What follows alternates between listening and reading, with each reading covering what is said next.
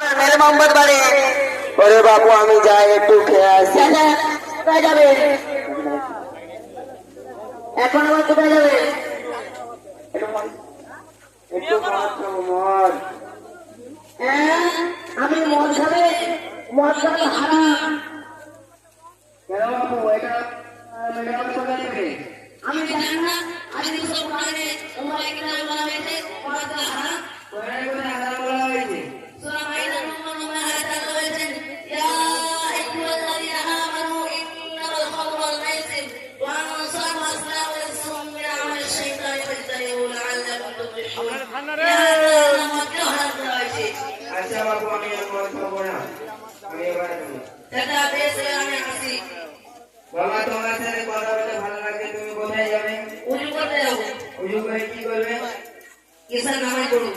উজু আমরা কেমন করে করতে হয়?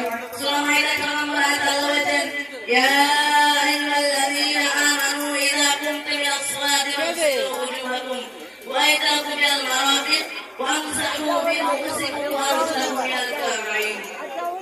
হে ঈমানদারগণ, তোমরা যখন নামাজের জন্য দণ্ডায়মান হবে, প্রথমে তোমাদের